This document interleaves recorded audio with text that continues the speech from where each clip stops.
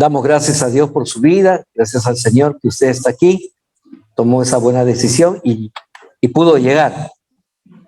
Vamos a empezar un nuevo tiempo, un nuevo año, pero me es necesario, lo que el Señor ponía en mi corazón, enseñarle al pueblo. El mensaje de parte del Señor el año pasado fue: prepara a la iglesia, prepara al pueblo. Y es por eso que hemos estado hablando acerca de la segunda venida de Cristo. Hemos estado hablando acerca de no tomar para nosotros lo que es de Dios, y mucho menos usarlo para nuestras cosas. Pero bueno, el Señor dice que hay que volver a seguir preparando la iglesia, y es por eso que nos es necesario volver a los fundamentos. Una iglesia con buenos fundamentos es una iglesia que se puede edificar muy grande. Pero una iglesia sin fundamentos es una iglesia que tambalea y en cualquier momento se puede destruir. Existe un dicho que ha sido muy popular a lo largo de los tiempos, a lo largo de la historia, pero a quien no se le puede atribuir autoría. Y es el siguiente: un pueblo que no conoce su historia está condenado a repetir los mismos errores de su pasado. Quiere decir que todo pueblo que no recuerda sus vivencias está muy pronto a volver a cometer los mismos errores de su pasado.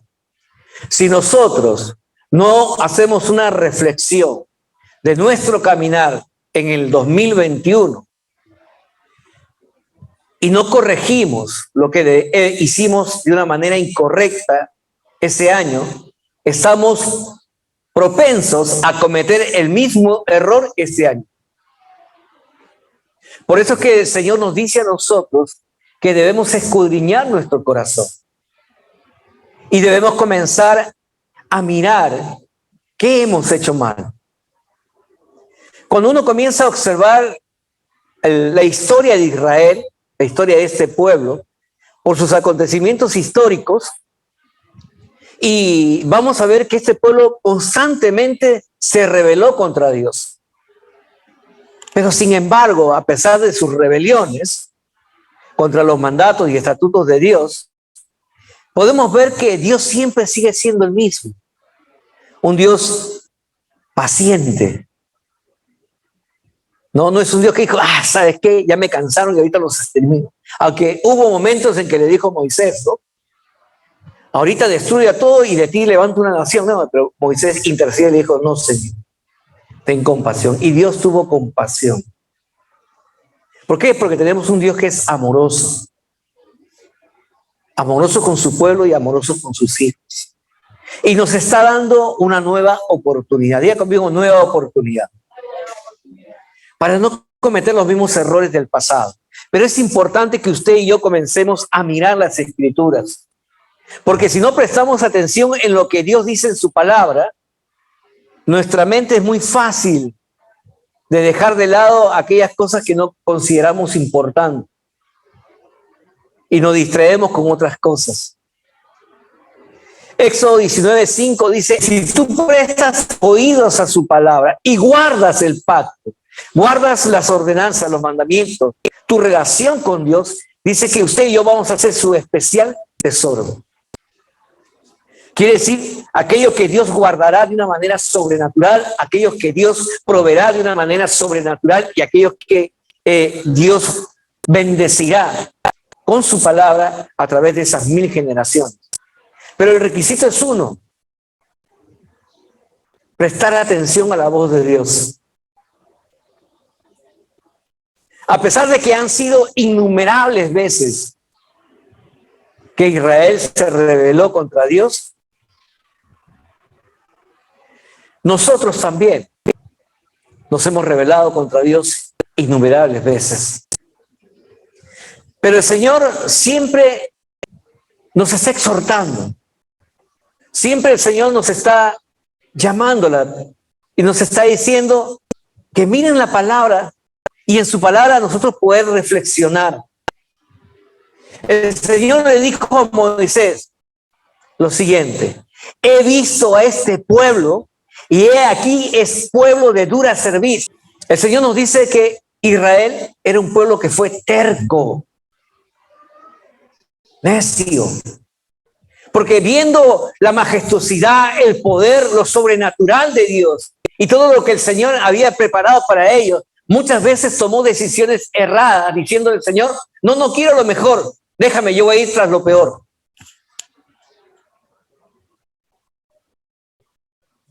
Pero la misericordia de Dios siempre estuvo ahí presente para ellos. Oseas 11:4 dice: con cuerdas humanas los atraje, con cuerdas de amor, y fui para ellos como el que alza el yugo sobre su cerviz, y puse delante de ellos la comida. Como también nosotros nos hemos conducido hasta el día de hoy en nuestro caminar por esta vida, y la forma como también nos estamos relacionando con Dios. Israel es el espejo en el cual usted tiene que comenzar a mirar, y su vida se refleja en ella. ¿A cuántos de nosotros Dios no nos ha bendecido? Amén. ¿Y cuántas veces no nos hemos rebelado contra Dios y su palabra? ¿Cuántas veces no tomamos nuestras decisiones sin considerar a Dios? Pero el amor de Dios, la misericordia de Dios está ahí para traernos nuevamente y entrar nuevamente a su seno.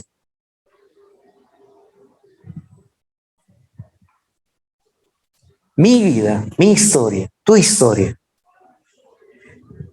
la podemos observar en la palabra de Dios.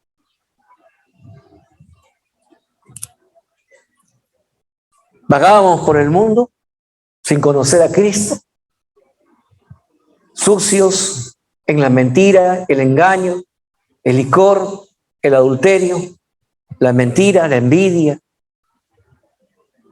hasta que de repente, cansados de esa vida, tuvimos un encuentro con el Señor, y el Señor nos limpió, nos lavó, nos cambió, nos transformó, y nos alegramos y disfrutamos ese comienzo de vivir una vida de bendiciones.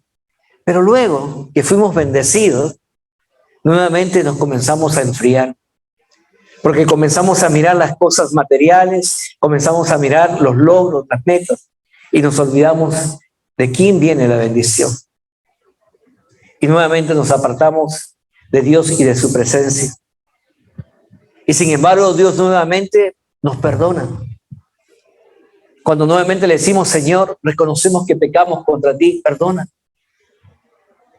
Él nuevamente nos limpia, nos lava y nuevamente nos restituye a nuestro lugar de ser hijo de Dios. Y nos sigue proveyendo esas mismas bendiciones en abundancia. Pero la historia se vuelve a repetir. Tristemente, nuevamente, dice, el pueblo se olvidó de Dios y terminaba desobedeciendo a Dios y a su palabra. Y el pueblo le decía a Dios: Señor, ahí nomás, yo puedo solo. Y tomaba lo que era de Dios para sí. Hoy muchos están tomando decisiones equivocadas. Hoy muchos han dejado de considerar a Dios, aún en las decisiones más pequeñas que ellos tienen que tomar. Y están siendo guiados por su propia naturaleza. Isaías 30, verso 12, la primera parte dice: por tanto, así dice el Santo de Israel: ya que habéis desechado esta palabra y habéis confiado en la opresión y el engaño y os habéis apoyado en ello, hablándole al pueblo, diciendo que en vez de clamar a mí, ustedes están apoyando en la fuerza de Egipto y de los hombres. Entonces Dios los suelta, los deja libres. Deuteronomio capítulo 32, verso 21b dice: yo también, dice, los moveré a celos con un pueblo que no es pueblo. Los provocaré a ira con una nación insensata. Porque Israel fue rebelde a Dios y no creyó en la palabra. Dios provocó a Israel a celos con un pueblo escuche bien, que no era su pueblo. Y por el cual, en la gracia de Dios, usted y yo encajamos ahí, porque nosotros no somos judíos, pero sí tenemos fe en Cristo. Y la palabra de Dios dice que ese pueblo con el cual provocó Dios a ira era también un pueblo insensato. Así que no tenemos nada de qué jactarnos. No tenemos por qué poner juicio sobre Israel, porque somos tan igual como ellos. Cometemos también los mismos errores. Y en 1 de Tesalonicenses capítulo 4, verso 8 dice, por consiguiente, el que rechaza esto, no rechaza a hombre, sino al Dios que os da el Espíritu Santo. El que rechaza la palabra de Dios, el que rechaza la exhortación, el que rechaza el consejo de Dios, el que rechaza el querer recibir la bendición de Dios, dice, no rechaza simplemente a un hombre que le está predicando, está rechazando al Espíritu mismo de Dios. Y en el Evangelio de Juan, capítulo 12, verso 48, dice, el que me rechaza y no recibe mis palabras, tiene quien lo juzgue. La palabra que he hablado, ella le juzgará en el día final. Claro, entiéndase esto. Jesús es el que predica, Jesús fue el que enseñó, el Espíritu Santo fue el que guió a los apóstoles a escribir la palabra de Dios, y esa palabra es la misma palabra de Dios hablándolo a nosotros. Y el que rechaza la palabra de Dios dice, ya tiene quien lo juzgue. La misma palabra. Por cuanto se menosprecia lo que en ella hay. Pero seguimos teniendo un Dios amoroso, lleno de nuevas oportunidades. Y dice que esas nuevas oportunidades se renuevan cada día si decidimos creer en su bendita palabra. ¿Cree usted en la palabra de Dios? Romanos 5:8 dice lo siguiente, mas Dios muestra su amor por nosotros, en que siendo aún pecadores, Cristo murió por nosotros. Sí, Dios nos ama. En esa condición, aún siendo pecadores, Dios nos ama. Y la sangre de Cristo fue derramada justamente como muestra de ese amor para que usted pudiera entender que no es por obras, para que usted se gloríe, sino que es a través del sacrificio del Cordero que inmoló a través de su sangre y limpió los pecados de toda la humanidad, que hoy podemos llamarnos hijos de Dios. Así que este año 2022, Dios nos está volviendo a brindar una nueva oportunidad y nos está demandando, óigalo bien, nos está demandando que le prestemos mucha atención a su bendita palabra, para tomar lo que Dios ha preparado para usted en este 2022. Dios ha preparado cosas buenas para este año. Se dice que este es el año de la doble porción para todos aquellos que pongan su confianza en el Señor. Y es esa palabra en la cual usted tiene que prestar mucha atención. Deuteronomio capítulo 6, verso 3. Oye pues, oh Israel, y cuídate de poner por obra para que te vaya bien en la tierra que fluye leche y miel y os multiplique como te ha dicho Jehová, el Dios de tus padres. Oye pues, Israel, y cuídate de poner por obra esa palabra que usted va a escuchar, va a leer, va a aprender. ¿Para qué dice? Para que te vaya bien. Diga conmigo, para que me vaya bien. En esa tierra que fluye leche y miel y os multiplique, como te ha dicho Jehová, el Dios de tus padres. Esta promesa está cobrando una gran vigencia en este tiempo, pero hay una demanda de parte de Dios que nosotros debemos cuidar de poner en práctica todo lo que Dios nos está diciendo. Por eso que vamos a empezar una serie en la cual vamos a comenzar a estudiar los fundamentos, desde los 10 mandamientos hasta terminar en el Nuevo Testamento, con la ordenanza dejada por nuestro Señor Jesucristo. Recuerde que lo primero nunca desecha lo segundo, ni lo segundo tampoco va a desechar lo primero. ¿Por qué? Se lo digo esto porque es muy importante, es muy Es una prioridad que usted tiene que tener en su mente. Los judíos no aceptan que aquellos que no son judíos sean pues hijos de Dios. ¿Por qué? Porque ellos piensan de que solamente ellos son el pueblo escogido. Y en parte tienen razón. Y es por eso que ellos ponen mucho énfasis en sus tradiciones. Mucho énfasis en practicar todo lo que está en el Antiguo Testamento. Pero hoy en día también existe una división. Los cristianos dicen que los mandamientos son cosas del pasado y que solamente se debe hacer lo que se dice en el Nuevo Testamento.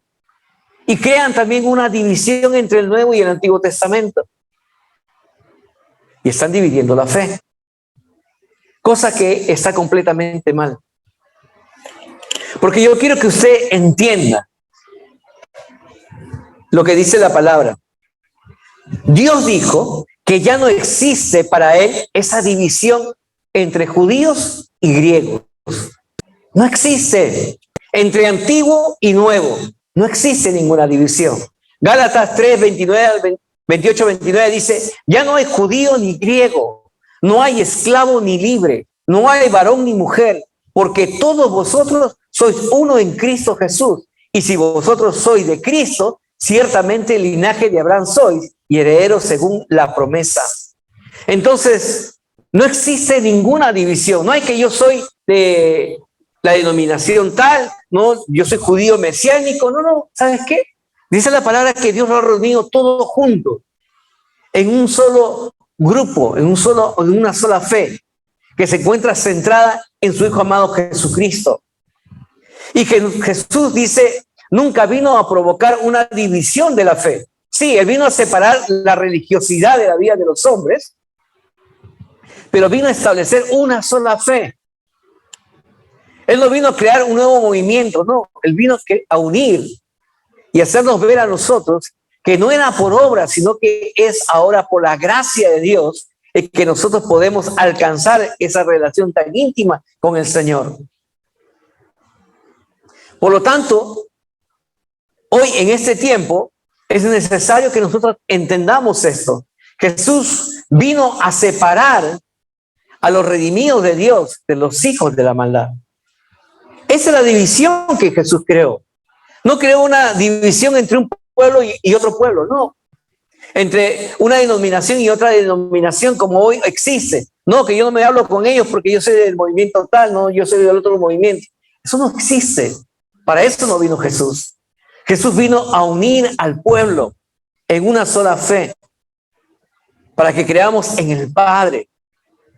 Y por lo tanto, vino también en busca de los redimidos que Dios había preparado. Y a separar, dice, de aquellos que iban a ser salvos, de aquellos que no. Y si usted está aquí y usted ha decidido poner su confianza en Jesús, quiere decir que Jesús te alcanzó a ti y eres tú uno de los redimidos. Jesús en ningún momento dijo que había venido para formar otro ministerio o un nombre propio, mucho menos a invalidar lo que su Padre había establecido a través de la ley. Mateo capítulo 5, verso 17 dice, no penséis que he venido para abogar la ley o los profetas. No he venido para abrogar, sino para cumplir. Porque de cierto os digo que hasta que pasen el cielo y la tierra, ni una jota ni tilde pasará de la ley hasta que todo se haya cumplido. Por lo tanto, no podemos desechar. No podemos decir, no, yo vivo en la gracia, no, y por lo tanto la ley ya quedó atrás. No. Porque Jesús mismo, siendo Dios, vino a cumplirla para enseñarnos a nosotros que sí se puede. ¿Qué más vino el Señor a enseñarnos a nosotros? ¿Para qué más vino Jesús? Para que usted, a través de ese conocimiento de la palabra, usted pueda recibir vida eterna. Juan 17:3. Y esta es la vida eterna, que te conozcan a ti, Padre, el único Dios verdadero, y a Jesucristo, a quien has enviado. La razón del ministerio de Jesús fue dar a conocer al Padre. Y en ese conocer al Padre podamos nosotros conocer al Hijo y al Espíritu Santo, que son Dios trino en uno solo. Y es por eso que el nombre de Jesús ha sido exaltado. Así que quitémonos todo pensamiento de división entre el Antiguo y el Nuevo Testamento, porque ambos son uno mismo. En el Antiguo Testamento nos narra la historia del peregrinar de un hombre que decidió creerle a Dios, y a través de esa fe de ese hombre, Dios constituyó una nación y una promesa se hizo extensiva a toda la creación. Génesis capítulo 12, y en ti serán benditas todas las familias de la tierra.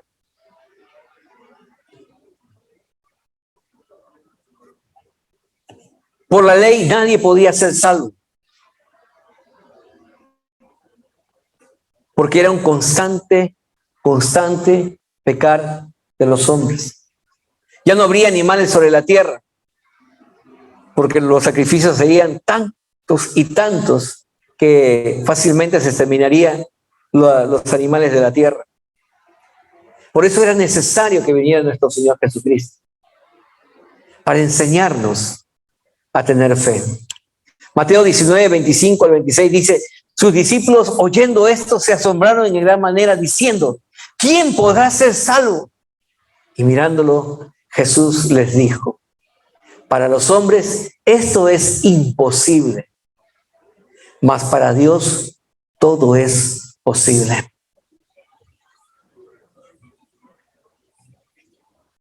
Por nuestros propios méritos no podemos tener la salvación. Es el regalo que Dios nos ha entregado a través de la fe puesta en nuestro Señor Jesucristo. Y Jesús nos dijo que por nuestras buenas obras tampoco podríamos ser salvos. Efesios 2, 8 y 9.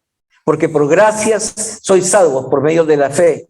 Y esto no de vosotros, pues es don de Dios, no por obras para que nadie se gloríe. Fe. La palabra es fe. Diga conmigo, fe. Pero la fe en Jesucristo, el Hijo de Dios, quien vino a enseñarnos a nosotros y darnos el regalo maravilloso de la vida eterna. Así que comenzaremos con el fundamento que Dios Padre ha establecido y que su Hijo amado Jesucristo confirmó para que a usted y a mí nos vaya bien. Dígale a la persona que usted tiene al lado, dile: este año a ti te va a ir muy bien, porque vas a conocer la palabra de Dios. Amén. Y así va a ser. Entiéndase que es Dios mismo quien nos va a hablar a través de su palabra. No es el hombre. Si usted mira al pastor, se está equivocando. Yo no vengo a hablar mi palabra, yo vengo a hablar la palabra de Dios. Así que busque en su Biblia el libro de Éxodo capítulo 20, verso 1. Y escuche lo que Dios dice. Y habló Dios todas estas palabras, diciendo: yo soy Jehová tu Dios, que te saqué de la tierra de Egipto, de casa de servidumbre. ¿Quién habló? Dios. ¿Qué dice? Todas estas palabras. Todo lo que usted va a encontrar en esa Biblia que usted tiene en casa es todo lo que Dios ha hablado. ¿Para qué? Para que te vaya bien en este año 2022 y en todos los años que Dios te conceda la vida. Los 10 mandamientos, el decálogo que Dios nos dejó a nosotros para poder conducirnos. Los conocemos, tal vez no de memoria, pero usted los conoce.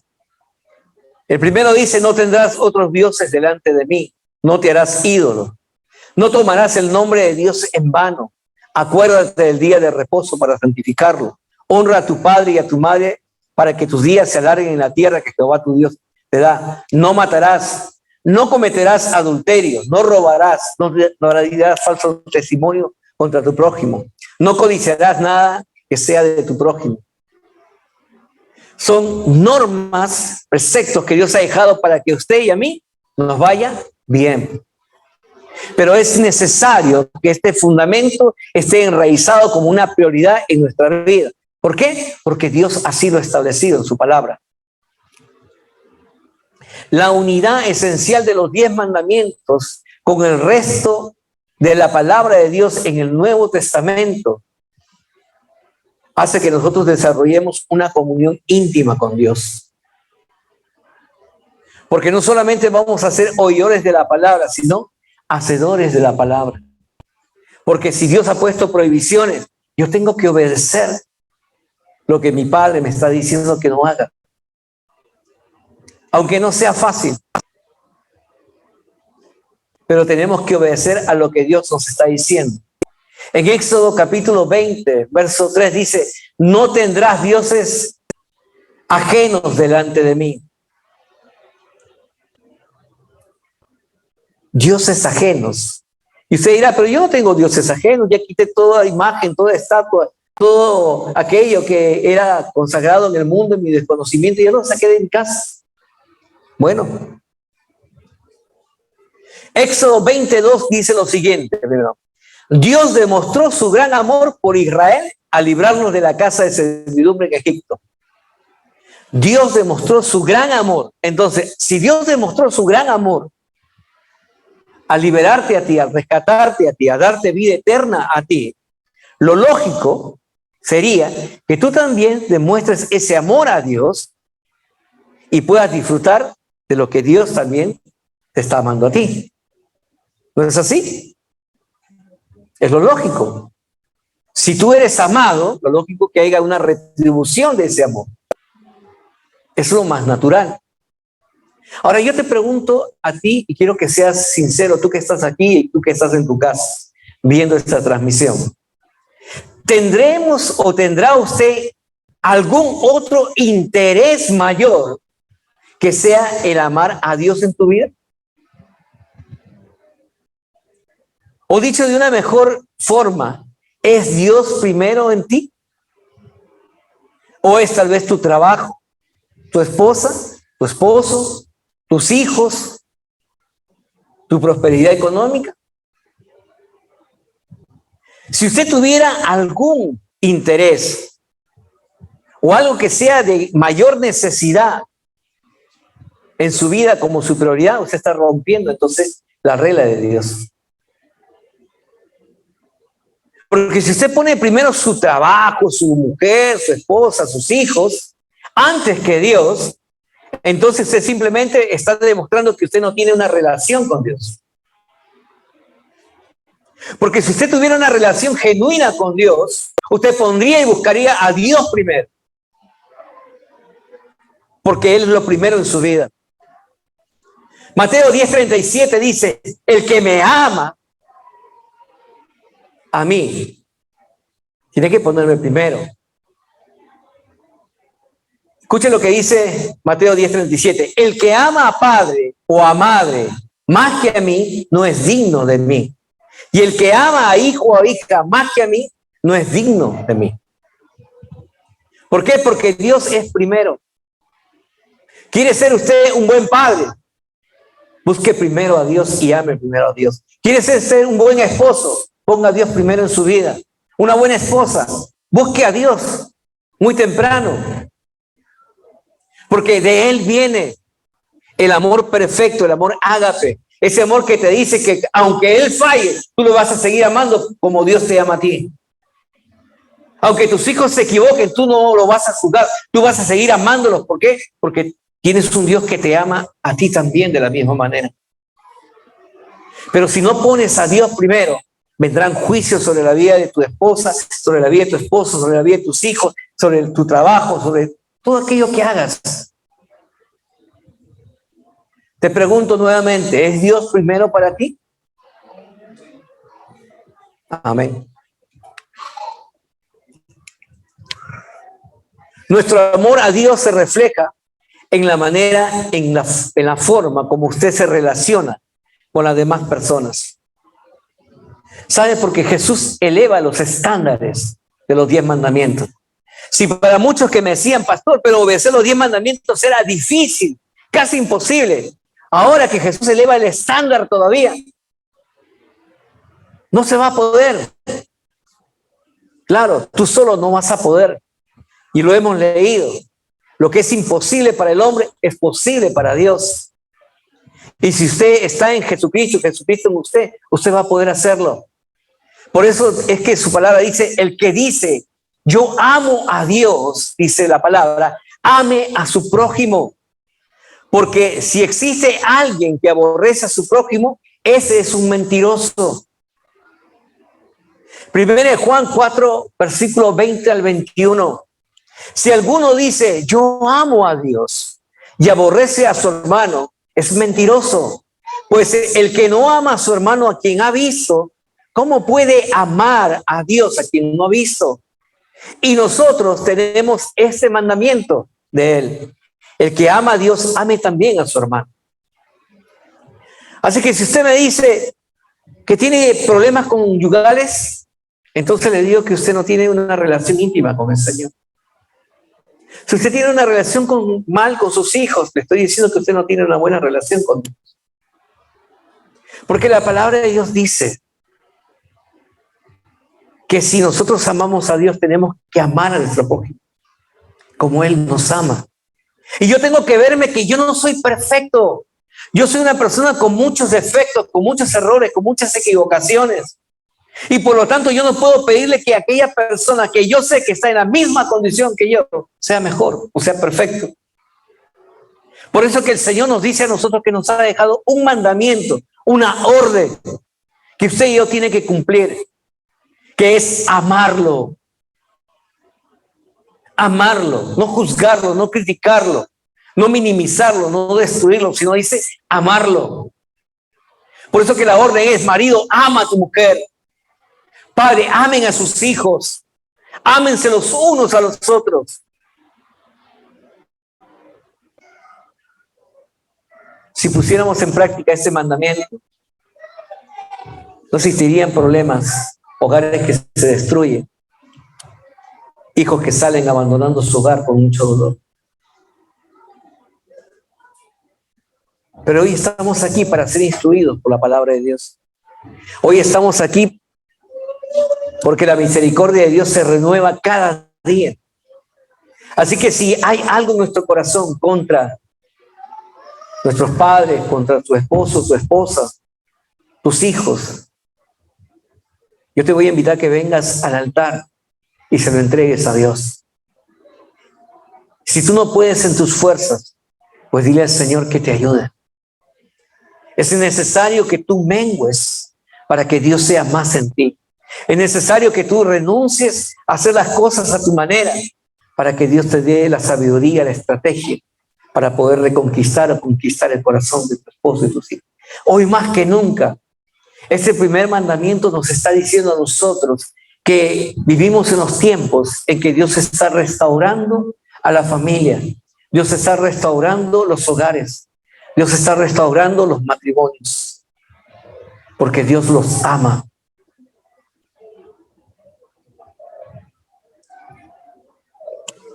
El primer mandamiento está sujeto con el segundo que dice, no te harás ídolos.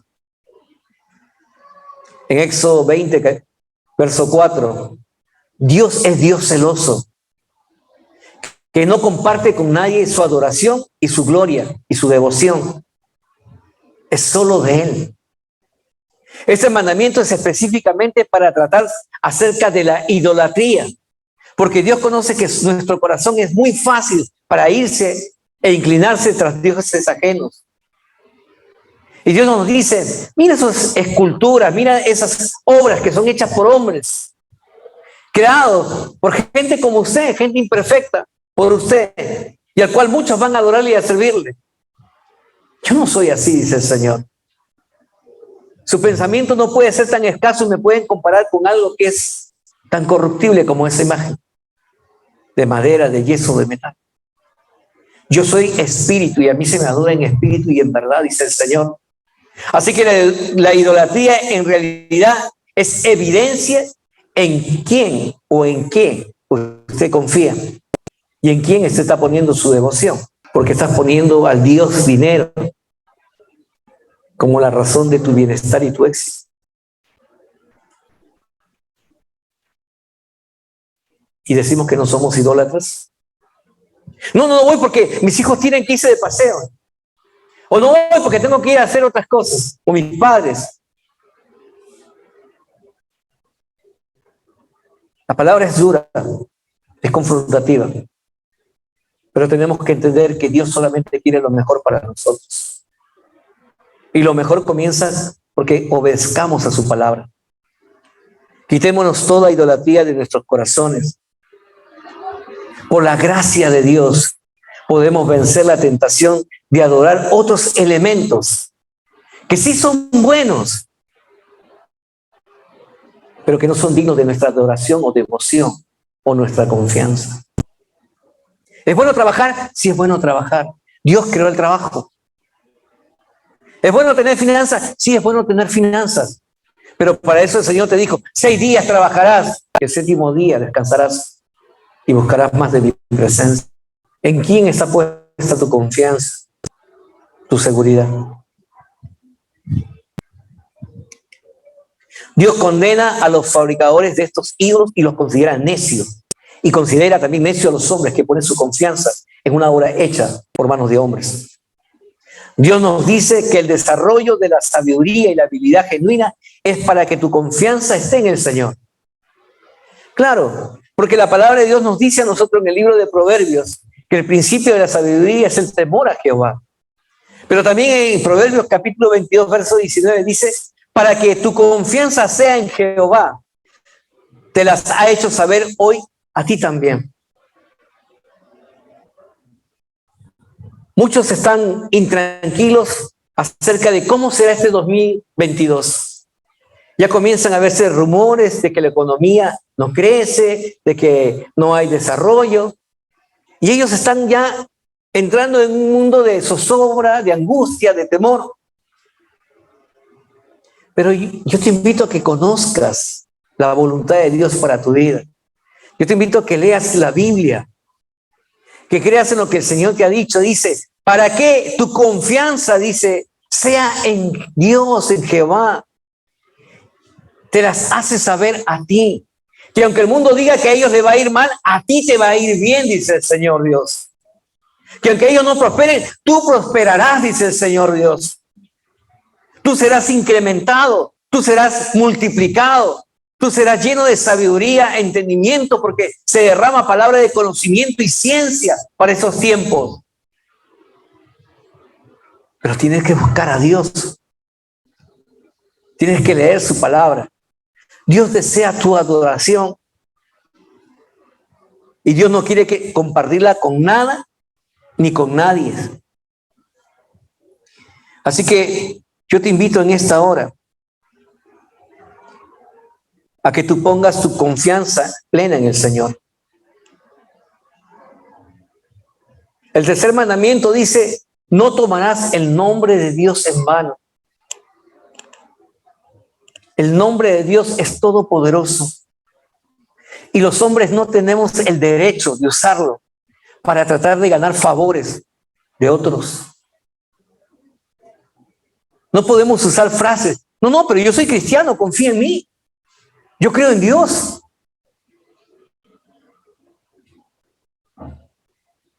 Y engañamos a la gente.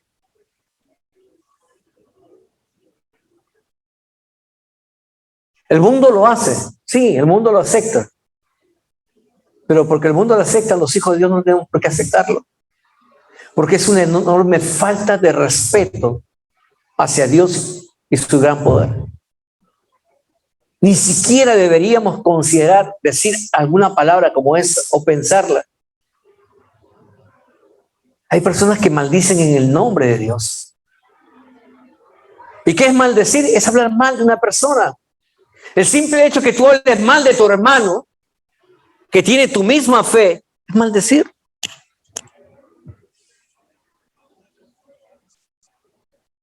Blasfemar o hacer juramento en su nombre. Debemos de tener mucho cuidado con estas frases y tratar de evitarlas. Que aunque sea común en el mundo, para su vida no puede ser común. El nombre de Dios debe ser alabado y santificado en todo momento y en todo tiempo. cuánto más en la vida y en la relación de los hijos de Dios. Salmos capítulo 29, verso 1 y 2 dice: tributad a Jehová, oh hijos de los poderosos, dad a Jehová la gloria y el poder, dad a Jehová la gloria debida a su nombre, adorad a Jehová en la hermosura de la santidad. Qué triste ver es escuchar cuando personas que se llaman cristianos se ofenden el uno al otro, o se dicen así son los cristianos, dando un pésimo testimonio acerca del nombre de nuestro Dios. Vuelvo a repetir, no importa si la sociedad acepta esta falta de deshonra a Dios, pero los hijos de Dios no debemos de usar en vano, bajo ninguna circunstancia, el nombre de Dios. No dice la palabra, no se seguir algo para ti. Bástate la gracia del Señor, porque de Él viene todo lo que usted necesita. Iglesia, si solamente prestáramos atención a lo que Dios dice en su palabra, no estaríamos angustiados, desesperados o con miedo a lo que está ocurriendo.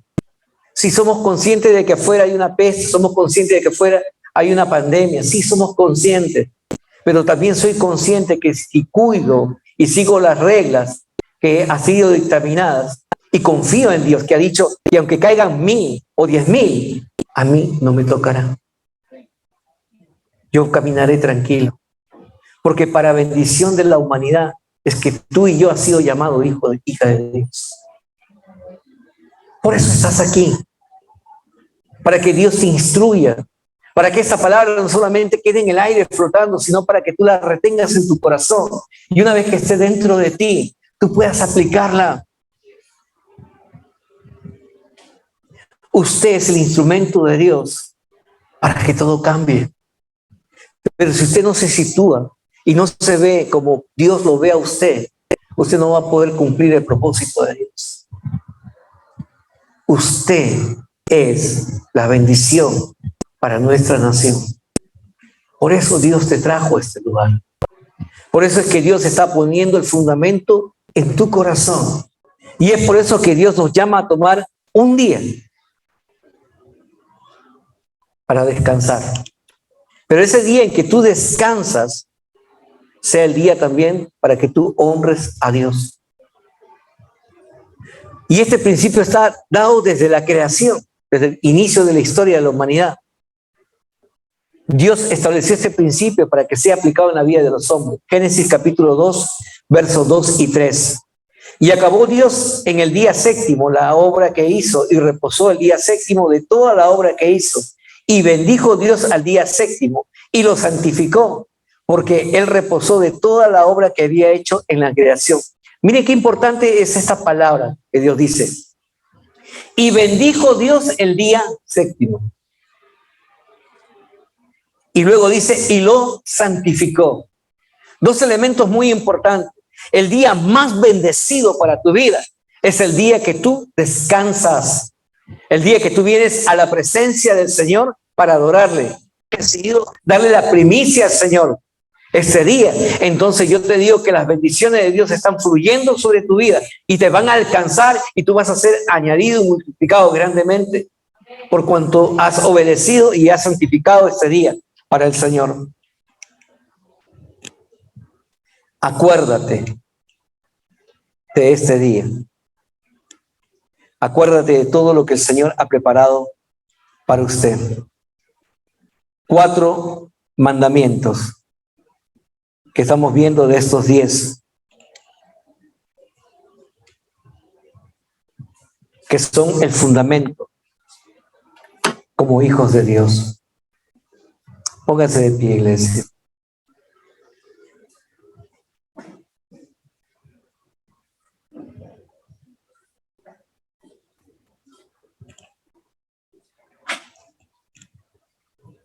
Son tiempos de ponernos a cuenta con el Señor. Son tiempos de reflexionar y darle el lugar que Dios merece.